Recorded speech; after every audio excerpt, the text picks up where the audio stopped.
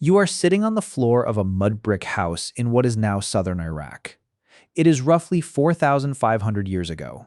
Across from you, on a wooden board inlaid with shell and lapis lazuli, your opponent just moved a piece past your last defensive position, and you know instantly that you have lost. Not a war, not a harvest, not a trade negotiation, a game. And you are furious about it. That board, that exact board, was buried with you when you died. Centuries later, a British archaeologist named Leonard Woolley pulled it out of the ground at the Royal Cemetery of Ur, and it is sitting in the British Museum right now. It still works. You could play around on it this afternoon if they let you touch it. Whatever was happening on that floor 4,500 years ago, it mattered enough to bury. Not food, not weapons. A game. So how did humans invent something so apparently useless, and why did they treat it like it was sacred? The answer goes back far further than any board or any dice, and it did not start as entertainment. Let's start with a question that seems obvious until you actually try to answer it. Why do humans play games at all? Games produce nothing. No calories, no shelter, no offspring. By every rule that natural selection is supposed to care about, time spent playing is time wasted. A hunter-gatherer tossing stones into a hole in the ground could have spent that hour gathering food. And yet play is one of the most universal behaviors in the animal kingdom. Crows in Russia have been filmed repeatedly sliding down snowy rooftops on makeshift sleds, climbing back up and doing it again. Dolphins spin bubbles underwater and chase them. Young chimpanzees wrestle each other for hours, burning energy they cannot afford to lose. None of these activities produce food or safety. All of them cost energy. And evolution kept them anyway. Stuart Brown, a psychiatrist and founder of the National Institute for Play, spent decades studying play behavior across species and came to a conclusion that sounds almost too simple. Play is rehearsal. It builds the neural flexibility that lets an animal adapt to situations it has never encountered before. A lion cub wrestling its sibling is practicing the coordination it will need to bring down a zebra. A human child stacking rocks is running a physics simulation inside their own head. Play is not the opposite of seriousness. It is how the brain prepares for it. But here's where it gets interesting for the story of games. In 1938, a Dutch historian named Johan Huizinga published a book called Homo Ludens, meaning the playing human. Huizinga made an argument that most people still have not fully absorbed. He said play does not come from culture. Culture comes from play. Every court of law, every parliament, every religious ritual, every military formation, all of them, according to Huizinga, evolved from structured play. The rules of a trial are the rules of a game. The choreography of a ceremony is the choreography of play. Huizinga was not being poetic. He was being literal. Human civilization, the entire thing, is a game that got out of hand. Think about that for a second. If Huizinga is right, the question is not when did humans invent games. The question is when did humans start recognizing what they were already doing and putting rules around it? And the answer to that, it turns out, is written in bone. The oldest dice ever identified were published in the journal American Antiquity in April 2026 by Robert J. Madden at Colorado State University. They are not cubes. They are two-sided binary lots, small pieces of bone and wood found at 57 sites across Wyoming, Colorado, and New Mexico. They date to the Folsom period, roughly 12,000 to 12,800 years ago. Over 600 artifacts. Hunter-gatherers on the American plains were casting lots before anyone on Earth had planted a single seed of wheat. But here is the thing about those early dice, and about dice everywhere in the ancient world. They were not toys. They were tools for talking to the gods. Before dice were used to play games, they were used for divination.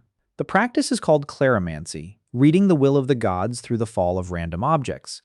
And the most common object thrown was the astragalus, the ankle bone of a sheep or goat. Astragali have 4 distinct usable sides, each with a different natural probability of landing face up. Archaeologists have found them across the ancient Near East and Mediterranean, some drilled and filled with lead to change the odds, some inscribed with the names of Greek gods like Hera and Aphrodite. A priest would throw the bones, consult a reference manual called a pinax, and announce what the gods had decided. That was not a game. That was prayer. And then at some point that nobody can precisely date, the prayer became a bet. Someone threw the bones, and instead of asking the gods for guidance, they wagered something on the outcome. The sacred became secular. Divination became gambling. Gambling became games. The entire history of games of chance, every roll of every die in every casino on Earth, traces back to a moment when someone stopped asking the gods for an answer and started asking them for money instead. That transition from ritual to recreation is one of the most overlooked shifts in human cultural history, and it connects directly to why games exist. Games began not as fun, but as faith. Now, rolling bones is one thing, but at some point, someone carved a grid into a piece of stone, placed objects on it, and invented rules for how those objects could move. That is a board game. And the oldest physical evidence for board games is contested, genuinely contested, in a way that most people will not tell you. In 1989 and 1996, archaeologist Gary O'Rolifson and his team were excavating Ain Ghazal, a Neolithic site near Amman in Jordan, when they found subrectangular limestone slabs featuring two parallel rows of 6 depressions.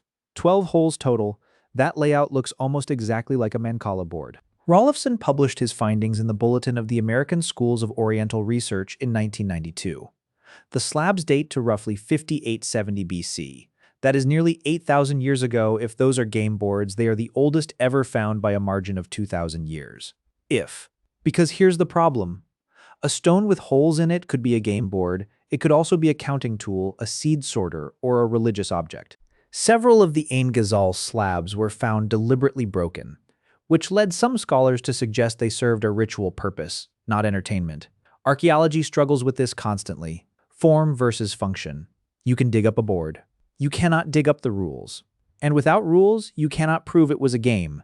The oldest game we can identify with confidence is Senet, a 30-square board, 3 rows of 10, that appears in Egyptian tomb deposits as early as roughly 3500 BC. The most famous Senet board was found in the tomb of Tutankhamun, KV62 by Howard Carter.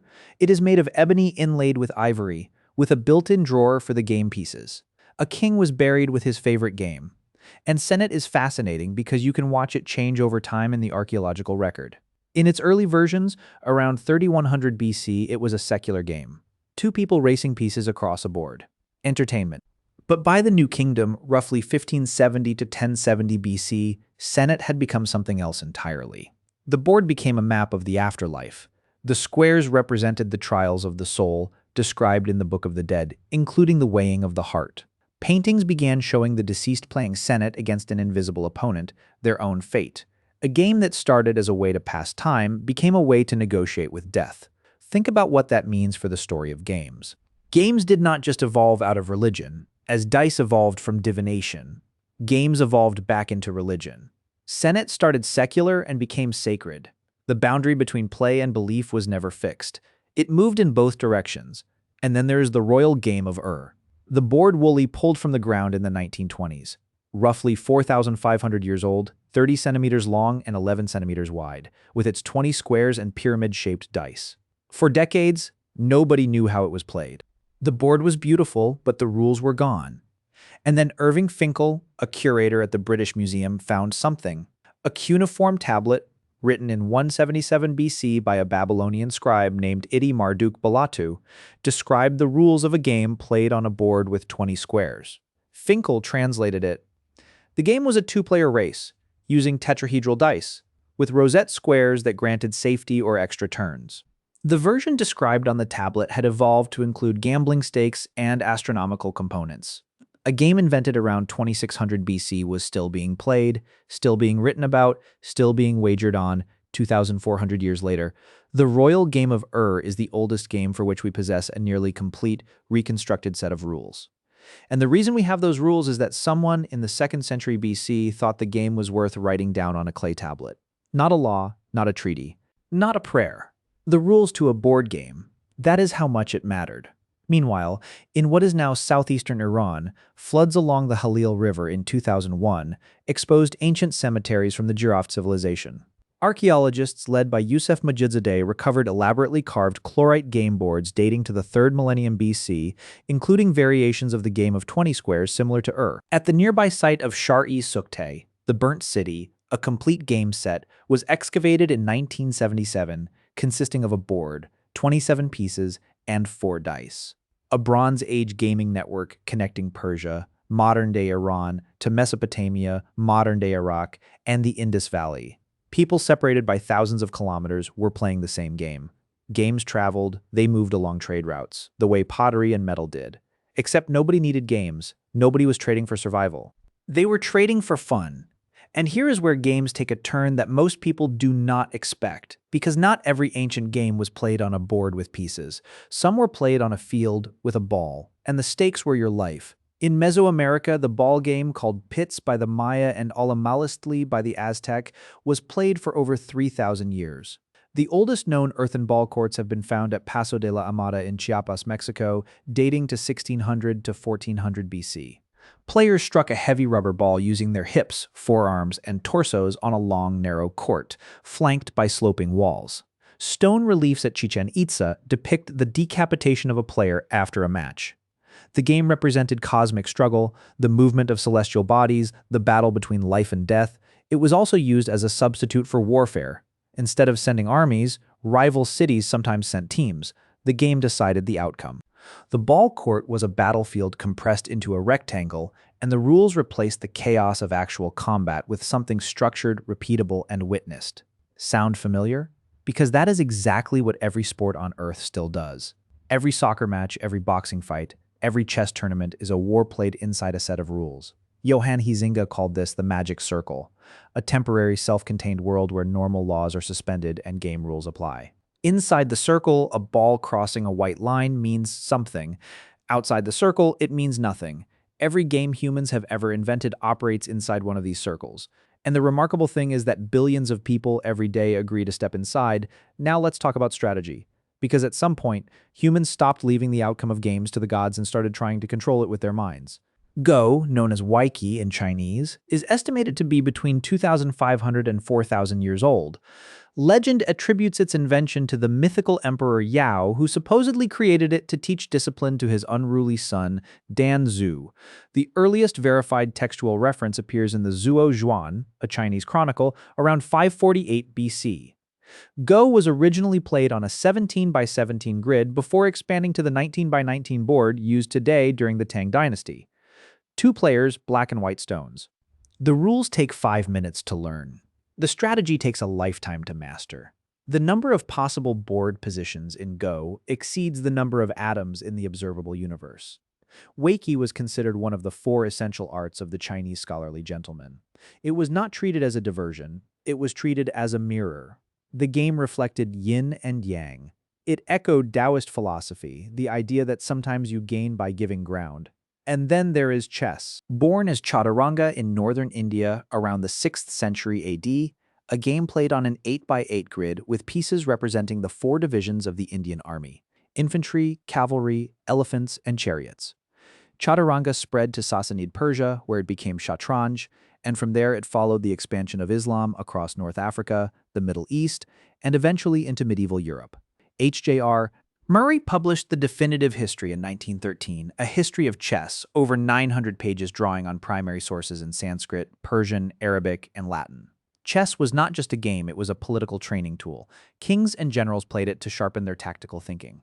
And when it arrived in Europe, it was adapted.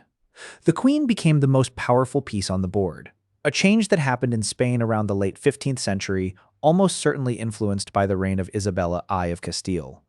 A game invented in India, refined in Persia, spread by Islam, and reshaped by a Spanish queen. If you want to understand how ideas travel across civilizations, follow a chess piece.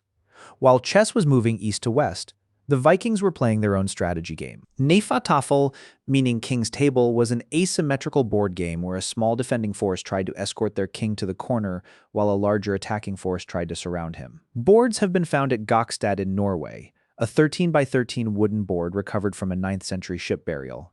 At Torksey in England, archaeologists found over 300 laid gaming pieces at a Viking Great Army winter camp dated to 872 to 873 AD. Vikings played board games at war camps. Between actual battles, they played pretend ones. And when chess finally reached Scandinavia, it replaced Hnefatafl almost entirely. One game displaced another, not because it was more fun, but because it came attached to a more powerful culture. Games, it turns out, can be colonized. The Greeks played a strategy game called pateia, meaning pebbles, on a rectangular grid. Plato used it as a metaphor in the Republic, comparing people cornered in debate to bad pateia players, who are finally cornered and made unable to move by clever ones. Plato attributed the invention of dice and board games to the Egyptian deity Thuth, what the Greeks called Thoth. Even the Greeks thought games were older than Greece. They were right. The Romans took Greek games and did what they always did. They scaled them up. Emperor Claudius, who reigned from 41 to 54 AD, was so obsessed with tabula, the direct ancestor of backgammon, that he had a special board mounted in his chariot to play while traveling. He wrote an entire book about the game. The text is now lost.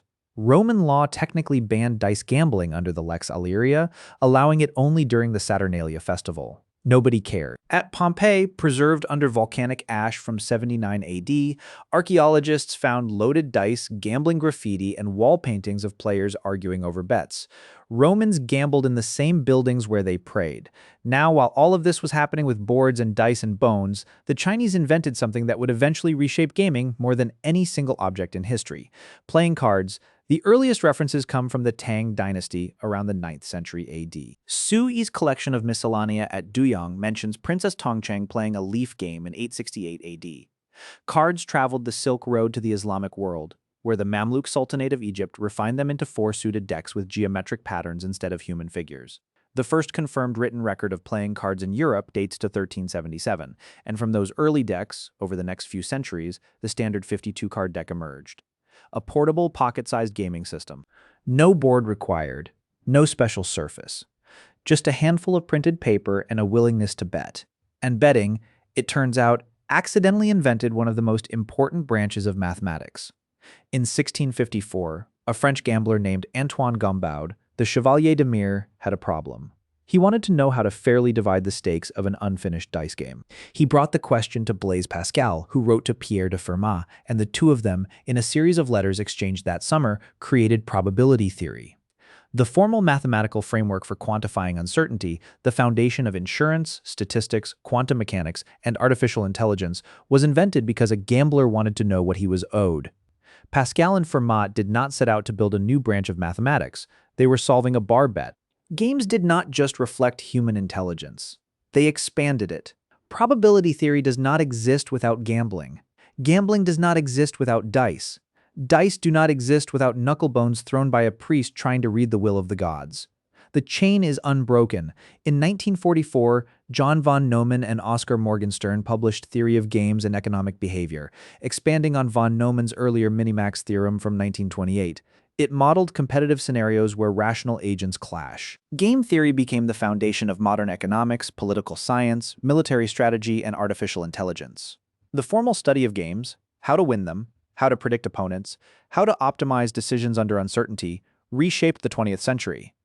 All of it built on a concept humans had been practicing, informally, for thousands of years. Every time two children played a strategy game on a dirt floor, they were running the same calculations that von Neumann would eventually write down. They just did not call it mathematics. And speaking of children, children might be where the entire story actually begins. Before dice, before boards, before rules, children play. They always have. At Paleolithic sites in what is now the Czech Republic, archaeologists found hundreds of small, asymmetrical clay figurines dating to roughly 30,000 years ago. Some bear the fingerprints of children. They show thermal shock patterns from being fired while wet, the kind of mistake a child experimenting with clay would make, not a practiced adult potter. Miniature axes, spears, and utensils have been found in clusters at ancient sites, suggesting toy collections, objects made for play, not for use. And the simplest children's games, tag, hide-and-seek, hopscotch, games that require no equipment at all, are impossibly old. The Greek writer Julius Pollux described hide-and-seek under the name apodidraskinda in the 2nd century AD. Tag appears in 16th century English texts under the name touch. These games survive through oral tradition because they are so simple that no technology is required to transmit them. A child who has never heard of tag will invent it independently. The game is built into the behavior. Jean Piaget, the developmental psychologist, observed that children move through stages of play that mirror stages of cognitive growth, from sensory exploration in infancy to abstract strategy by adolescence. Lev Vygotsky, working independently, argued something slightly different. He said play does not just reflect development, it drives it. Through make-believe, children perform, as Vygotsky put it, a head taller than themselves. They practice social norms, emotional regulation, and cooperation before they need those skills for real. The impulse to invent games is not learned. It is developmental. It is biological. It is as hardwired as the impulse to walk. And here's where the modern story begins to accelerate. In 1903, a woman named Elizabeth Maggie patented a board game called the Landlord's Game, U.S. Patent 748,626. Maggie was a follower of the economist Henry George, and the game was designed to demonstrate how monopolies concentrate wealth and impoverish everyone else. It had two sets of rules. One showed how monopolies destroy. The other showed how a shared wealth tax system could benefit everyone. The game spread informally for 3 decades, through Quaker communities and university campuses, mutating with each group that played it. And then, in 1935, a man named Charles Darrow sold his version of it to Parker Brothers as Monopoly, claiming it as his own invention. Maggie received $500 and no royalties. Darrow became a millionaire. The most popular board game in the world, a game about the injustice of monopolies, was itself stolen by a monopolist. You cannot make that up. In Venice, in 1638, the first official gambling house opened. It was called Il Ridato. In 1856, Prince Charles III of Monaco authorized a casino to save his principality from bankruptcy. In 1931, Nevada legalized gambling. The knuckle bones that priests once threw to hear the gods had become slot machines engineered to exploit the same dopamine system that makes play feel rewarding in the first place. A researcher named Coep published a study in Nature in 1998 showing that video game play triggers dopamine release in the striatum, the same reward pathway activated by food and social bonding. Games feel good because evolution made them feel good, and the modern gambling industry knows this better than anyone. In 1958, a nuclear physicist named William Higginbotham at Brookhaven National Laboratory connected an oscilloscope to an analog computer and created Tennis for Two, a simple tennis simulation displayed as a side-view trajectory on a 5-inch screen. In 1962, MIT students including Steve Russell built Space War on a PDP-1 computer. In 1972, Alan Alcorn at Atari, founded by Nolan Bushnell, created Pong, the first commercially successful video game. And then there's a company that was founded in 1889 in Kyoto, Japan, to make handmade Hanafuda playing cards for local parlors. The company was called Nintendo. A century later, it would revive the global video game industry after the crash of 1983 with the NES in 1985. Today, the global video game industry generates an estimated $180 to $190 billion in annual revenue. There are roughly 3.3 billion gamers worldwide. The gaming industry is more than 5 times the size of the global theatrical film industry. The most popular entertainment product on Earth is not a movie, it is not a song, it is a game. And then humans did something with games that nobody expected. They used them to measure intelligence itself. On May 11, 1997, IBM's Deep Blue defeated world chess champion Garry Kasparov. The machine evaluated 200 million positions per second using brute computational force. It was a victory for raw calculation over human intuition, but chess, as complex as it is, has roughly 10 to the power of 47 possible games. Go has roughly 10 to the power of 170. Nobody expected a machine to beat a professional Go player for decades. On March 15, 2016, Google DeepMind's AlphaGo defeated Lee Sedol, one of the greatest Go players in history, 4 games to 1. AlphaGo did not play like Deep Blue. It did not brute force its way through positions. It used deep learning, neural networks, and reinforcement learning. And in Game 2, it made a move 37, that no human player would have made. The commentators were stunned. Lee Sedol left the room. The move was not just good, it was creative. A machine, playing a game invented to teach discipline to a Chinese emperor's son, produced a move that human masters described as beautiful. Humans invented games to practice thinking. Then they built machines to practice thinking. Then they tested those machines with the same games, and the machines started thinking in ways humans had never considered. The game became the test became the teacher. And sport, the most visible form of games on Earth, went through its own transformation. Before 1863, football had no unified rules. Every town, every school, every field played a different version. On October 26, 1863, representatives met at the Freemasons' Tavern in London and founded the Football Association. They approved formal laws banning carrying the ball and hacking, the practice of kicking opponents in the shins. The FA did not invent football. What the FA invented was agreement. A single set of rules that allowed strangers to play each other. And that, the codification of play, the moment informal games become formalized systems that can travel between cultures and be understood by people who have never met, is perhaps the most consequential thing that ever happened to games. Because it is the same thing that happened to Senet, to the royal game of to chess, to Go. Someone wrote the rules down, and the game became immortal. Roger Caillouas, a French sociologist building on Huizinga's work, published Man, Play, and Games in 1961. He classified all games into four categories: agon, competition, games of skill and rivalry like chess, football, and boxing; alea, chance, games where the outcome depends on fate like roulette, dice, and lotteries; mimicry, simulation, games of make-believe and role-playing; and ilinx, vertigo, games that alter perception or create physical disorientation like spinning and swinging. Every game humans have ever invented falls into one or more of those four categories. Every single one, from a 12,000-year-old bone lot cast on the American plains to a virtual reality headset strapped to your face. The forms change, the categories do not, so here's the answer. How did humans invent games? They did not invent them once. They did not invent them in one place. Games emerged independently on every inhabited continent across tens of thousands of years because the impulse to play is not cultural. It is biological. It is wired into every mammalian brain that has ever developed the capacity for flexible behavior. Children invent games without being taught. Crows invent games without being mammals. Dolphins invent games without having hands. The behavior precedes the species. What happened with humans is that we added rules. We added structure. We added meaning. We took the raw impulse to play and shaped it into systems. Boards with squares, dice with sides, fields with boundaries, screens with pixels. Those systems were, at first, inseparable from religion, as dice evolved from divination bones.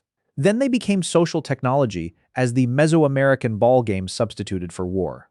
Then they became intellectual training, as Go and chess sharpened strategic thinking across civilizations.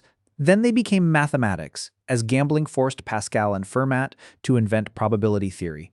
Then they became entertainment, as cards and boards spread along trade routes. Then they became industry, as video games grew into a $190 billion global economy.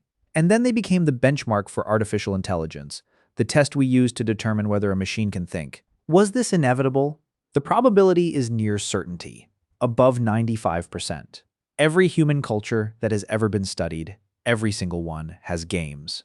There is no known exception. Cultures that had zero contact with each other, separated by oceans and millennia, invented games with the same underlying structures.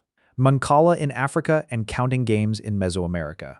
Dice in Mesopotamia and binary lots in Paleolithic North America. Strategy boards in China, India, Persia, Scandinavia, and Rome. The convergence is total. The game is not an invention in the way that glass is an invention, or the sword is an invention. The game is an expression of how the human brain works. You did not learn to play games. Your brain was built for them. Tomorrow morning, you are going to play a game. Maybe you will not call it that. Maybe it will be a word puzzle on your phone during breakfast. Maybe it will be a bet with a friend about whether it will rain. Maybe it will be that thing you do where you try not to step on the cracks in the sidewalk. It does not matter. Somewhere inside you, the same impulse that made a child in what is now the Czech Republic press wet clay into shapes 30,000 years ago, the same impulse that made a priest cast ankle bones to read the will of the gods, the same impulse that made a Sumerian bury a wooden board in a tomb because he could not stand the thought of eternity without it. That impulse is still running. You did not invent it, you inherited it. And every game you have ever played, from your first round of hide-and-seek to the last thing you tapped on a screen, has been one long conversation between your brain and a world it has never stopped trying to figure out.